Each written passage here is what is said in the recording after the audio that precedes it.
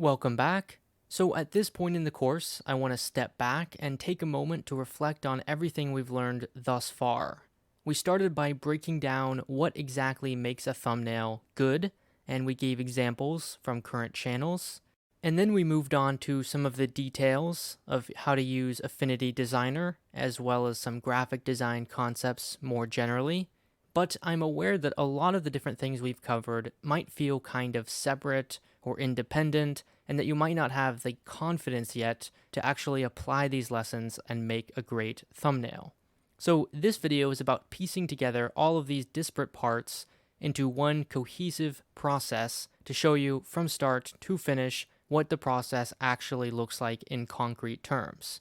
So I've pulled up a thumbnail that I made in the past. This is kind of an older thumbnail, but I think it turned out pretty well, and it's fairly simple but effective, I hope, and that makes it a little bit easier to break down. However, in the interest of showing you how this was created, we're going to forget that we saw this and pretend that we're starting anew from the very beginning, the brainstorm process, and I'm going to talk to you about what the thinking process was to actually come up with this idea, and then we'll open up Affinity Designer and design it. So by the end of this video, we will start from a blank canvas and we will recreate this very thumbnail. So let's get started. Okay, so I've pulled up a notepad here, and again, we're just going to be brainstorming from the very beginning. What are some good ideas for what the thumbnail could look like? Pretending again that we don't already know how this eventually turns out. And so let's start by reminding ourselves what actually makes a good thumbnail. We created a list earlier in this course, so let's just remind ourselves of what that looked like. So the first thing we decided was striking visuals. So it has to be something that will catch your eye. The second thing was consistency. So it has to be consistent with the other video thumbnails that we have, something that people would recognize as our video. The third thing would be relevance. So it has to be something that is related to the video topic. And the fourth thing is scalability. And of course, this just means that whether the thumbnail is small or large, it will be readable and understandable as to what it is. So this is a good starting point. So this video is about North Korea's economy. We know that. And of course, in any discussion of North Korea, what people most commonly associate it with is the leader, Kim Jong-un, as well as nuclear war. So those two things might play a role in our thumbnail. And let's combine what we just said, which is the topic, with those four factors that we talked about just now. So consistency we can kind of disregard for now because we're not designing a brand strategy here. We're just designing one thumbnail. So we'll set that aside for now. But the other ones, so striking visuals, we want something that will catch people's eye. And I'm immediately thinking there should be some kind of nuclear weapon involved, like maybe maybe the bomb itself or like an explosion. So I'm going to write explosion off to the side. And I don't know how that will be incorporated yet, but again, we're just brainstorming. An explosion would catch people's eyes pretty well. For relevance, like I said, I think we'll incorporate the leader in some way. So maybe a recreation, a vector graphic of the leader, past or present, just in some recognizable way. And for scalability, we want to keep everything pretty big. And that probably means like a world map in the background or a big picture of Kim Jong-un or something that everyone will be able to see from afar, even if it's small. Okay, so we have those ideas. And as you think about this, hopefully some other things will just pop up in your head. There is no methodology necessarily, just that your brain automatically comes up with stuff, of course. So we want a world map in the background because this is kind of a global issue. And we want an explosion again. So maybe an explosion in the background. And I'm thinking for the leader, it could be like a statue. That will probably fill most of the space. Oh, another idea real quick is like a grid, like a military grid pattern, which kind of like people associate with war. And maybe like a green or bright red war kind of color that will catch your eye, but also you associate with like emergencies or war. So now we kind of know what it's going to look like, and we just want to know kind of where in the scene will all of that take place. So imagine there's like a grid pattern in the background, and we're going to have like a leader statue here, and the background will be red, and then we want like our title in the top left corner like this, something like that. Hopefully you've already determined this by the time you get to this point. So in my case, my channel often has this title in the top left corner, so we already have that, and that's kind of the branding element. And actually in this corner kind of behind the title, we can have the North Korean flag. So we'll incorporate that, and we can kind of like fade it in so it kind of like fades away as it moves towards the center. And we want like all eyes on this statue. So we might have like a star in the background to emphasize this part. You'll notice we have a lot of space to the left and right, so maybe like some other people who are saluting him. And I think that'll basically take up the entire space. So, oh yeah, and the branding element. So we will have the polymatter P here in the bottom left corner. And what else am I missing? The nuclear explosion. So we can maybe have that like right here in the background in this unused space. I think people's eyes kind of naturally go towards the corners. So by having like the North Korean flag here and the polymatter branding here and then like a nuclear explosion here, we've covered all of our bases. So now we kind of know what it's going to look like, and we're ready to move on to the actual design stage. Okay, so I've opened up Affinity Designer, and we're going to open a new document here, thumbnail size, and again, start with the blank canvas. And we'll reference this thumbnail so that we know what we're going for. And the first thing, let's start with the background. So I generally like to work from the background to the foreground. So for the grid, remember that we can do custom lines. And so the fastest way probably is just to use the pen tool, click, and then if you hold down the shift key, it allows you to move by just one axis. So I'm actually moving my finger down and to the right or to the left, but it just moves straight down. So I'll do it off screen there. So you can see I have one line of this grid now. Copy both of those and paste, and we'll just repeat this. Okay, now I'll copy and paste again and rotate it to get the other side, and then make it long here. Okay, great. I don't like how it's just kind of cut off on the corner, so I'm going to Command A to select everything. Zoom it out a bit. Okay, cool. And I'm actually going to Command G, which means everything that I just selected is turned into a group here in the Layers panel, because really this is just acting as one thing, which is our grid. So we'll just piece it together for convenience. And now in the Stroke panel, we can kind of play around with how thick we want it to be. Okay, so we've got our grid done, and actually we want it to be semi-transparent, just kind of in the background there. And it looks like we're going for kind of a red color, so let's bright red color. So I'll make a new rectangle the size of the background. Oh, one more thing just for convenience is I'm going to right click on grid layer and exclude from snapping, because we just created a ton of different lines and we don't want any object to snap to those lines.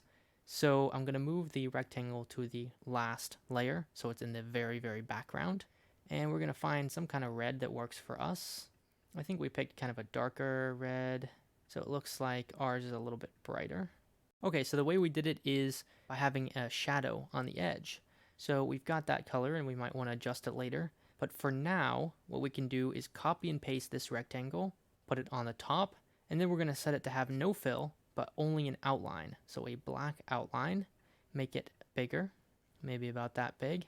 See, what we're going for is kind of a shadow coming out of the corner. And then we're going to change the opacity a bit.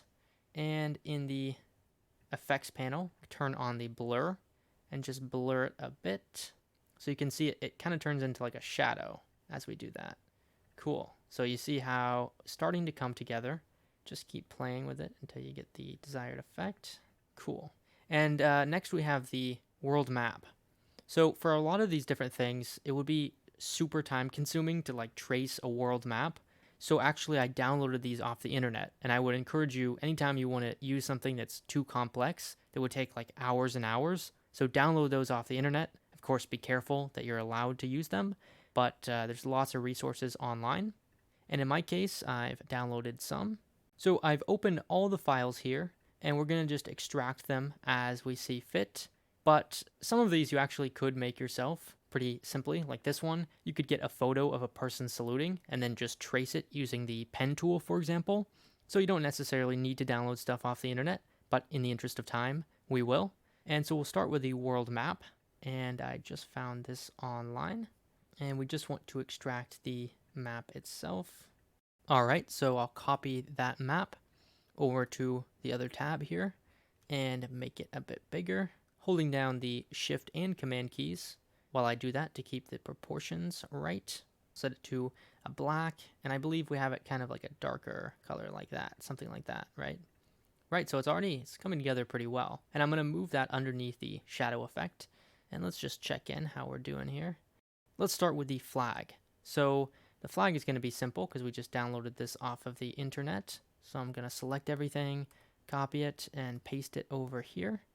Command G to group it and rotate it a bit. So we're just going to put it here in the corner. And a tool that we didn't talk about, but is so simple that we don't necessarily need to, is the opacity tool. So clicking on this glass here will allow you on any layer that you have selected to click and drag just like the gradient tool, but to affect the transparency. So you can do something like this. What else? So let's do the title and the branding element. So what we've got here is a rounded rectangle with no outline and a dark shape, dark color rather. And this is very imprecise because we're going for speed here. And we'll adjust the corner radius to something like this. And let's start adding text just to get that frame. Change that to white. Make it a bit smaller. Let's check in how we're doing here. So I'm going to select the text now that we know for sure what it's going to say, and Command Return, turn it into a group of shapes, and then Command Shift G to ungroup it so that I can group separately the top line. Select it, Command G, and do the same for the bottom. So now we have them independently. And I'm going to center this text on the top here. So I can select both of them and then use these align tools. So align vertically and then align horizontally to put it in the middle very easily. And down at the bottom, we have another one here. And actually we are snapping to the map. So I'm going to exclude that from snapping. So now we're going to move that. And we want it to be aligned. So I'm actually going to create a rectangle just for the purposes of aligning it. So it's the size of this rectangle on each side, just for reference. Cool, got that. And we actually want it to not be rounded rectangles here on these corners. So the way we do that is selecting both rectangles and Command returning just as before. And you'll notice that in the layers panel, it goes from a rounded rectangle to just a curve. And remember, that allows us to edit the curve. So if we go into the node tool, now we can start to play around with these. And remember, if you option click a node, it goes away, stops being curved. So I'll do that on both sides. And likewise for this one. So I'll select the text, use the color picker to get that same black. Okay, cool. Very rough approximation here. Okay, we've got that. And I'm going to select the two rectangles actually, use the effects panel to give them a outer shadow, kind of give it a 3D effect. So it might be kind of subtle, but if I toggle that back and forth, you see that it really adds something because now the title is kind of above the rest. What else are we missing? The logo. I'm not going to recreate that. So I'm going to copy and paste it over. And we're basically doing the same thing as the rectangle down here. And of course, I encourage you to use your own branding elements, right? So don't just put your logo in the same place in the corner in a circle because that's going to look a lot like mine. And I would encourage you to do your own thing, develop something unique for your branding. But this is useful as a point of reference, hopefully. So figure out how to show your logo in some kind of creative way. And we'll select all of this to center it on the screen. See that red line is showing us that it's centered. And I always like to select and Command G to just group stuff for the sake of keeping things simple in the layers panel. There we go. And I'm going to lock the flag and lock the map and lock the grid and background so that we don't accidentally move those. And this one. Okay, so we've kind of got the framework here. We want to work on some of the details. We've got a nuclear bomb in the background. Let's add that. we want just the explosion. So we will paste that in and use the color picker to give it a similar color, maybe a little bit darker. Or this is a layer, so we're going to select all of that, move it out of the layer, delete the layer. Now we have individual objects. You can see they're all separate. And we want this to act. We're going to group that. Act is one object, and this to act is another. So we can kind of play around with how these look. We'll move these around. Yeah, so something like that. And now we've got the biggest thing here is the focal point. So we have this Kim statue. I downloaded it off the internet, but I don't like the color, actually. So I changed that. And I don't like these little spots, so I actually got rid of those. So I'm just clicking, dragging, selecting, and deleting the stuff I don't like. And now you can see we have a bunch of different objects, but basically since we're going to do two colors, the darker color and the lighter color, we want to select all of the darker color so that we can group it and treat it as one thing. Okay, so I'm going to Command G, and then the rest we'll select and then deselect just that darker part and group that. So now we have two groups, you can see, and we're going to copy and paste these into our design. So we had something like this, and we want to change it to kind of a yellow gold. And actually I really like the gold I picked before, so I'm going to try to recreate that somewhat. Okay, so something like that. And for the back layer, let's add that 3D effect as before. So we're adding an outer shadow, give it more of a 3D effect. And you can see I did a shadow coming off of the back. And there's a couple ways you can do that, but the simple way is just to copy and paste the same shape. And on the second one, well, first of all, we'll get rid of the shadow, and we'll just give it like a dark black color and move it kind of down. And then we will change its opacity to look like a shadow. So something like that. Close enough. And we have these stars coming out of the background. So let's look at that. So I'm clicking and holding on the star tool, which gives us a bunch of other different options. Looks like we're using something like the double star tool. So I will put that in behind him in the layers panel, and it has all these different options here. And we had kind of like a bigger one. And the last thing really is these people, and that's going to be pretty easy. So I just found these, and I just got rid of the outline. I'm going to select the people, move them into our document, make them a bit smaller. Again, reminder, I am making them smaller, but keeping the proportion by holding down Command and Shift. And now it's just a matter of arranging them. And from here, we can just give them, I think I gave them, yeah, kind of a dark red color. And right now they don't look great, and that's why I added the white outline. So I have them selected, and I'm just going up to stroke and increasing that outline. And I also gave them a shadow, I remember.